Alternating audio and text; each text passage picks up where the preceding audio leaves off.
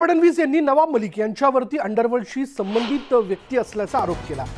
मुंबई बॉम्बस्फोटातील आरोपींकडून 3.5 कोटींची जमीन फक्त 20 लाखात खरेदी केल्याचा खळबळजनक आरोप देवेंद्र फडणवीस यांनी केला आणि मुंबईतील LBS मार्गावरील 3 एकर जमीन केवळ 20 लाखात मलिकांनी कशी मिळवली असा सवालही फडणवीसांनी मलिक यांना विचारला। त्यांनी केलेल्या जमीन व्यवहाराचे पुरावेच फडणवीसांनी दिलेत। तसंच सलीम पटेल कोण होता, त्यानं तुम्हाला इतक्या स्वस्तात जमीन का विकली असे सवाल देखील नवाब मलिक यांना फडणवीसांनी विचारले।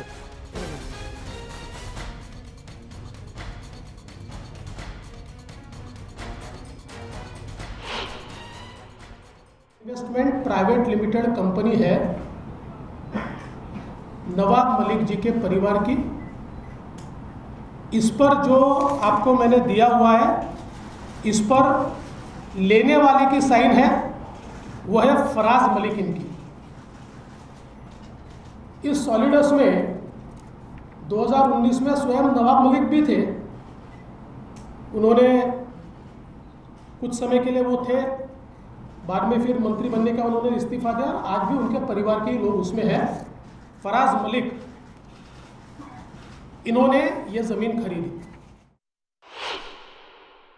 हसीना आपाचा हा बॉडीगार्ड आणि हसीना आपाचा हा फ्रंटमॅन। हसीना आपा दाऊद पळून गेल्यानंतर तो पाकिस्तानातनं जे लँड ग्रॅबिंग इथे चालवायचा, त्याच्या किंगपिन ही हसीना आपा होती आणि हसीना आपाचा फ्रंटमॅन ज्याच्या नावाने पॉवर ऑफ अटर्नी तयार व्हायच्या, तो हा सलीम पटेल। CBI आहे, ती ED आहे की ती NIA आहे, जी कुठली ॲप्रोप्रिएट अथॉरिटी आहे, त्या ॲप्रोप्रिएट अथॉरिटीकडे हे सगळे कागद मी देणार आहे।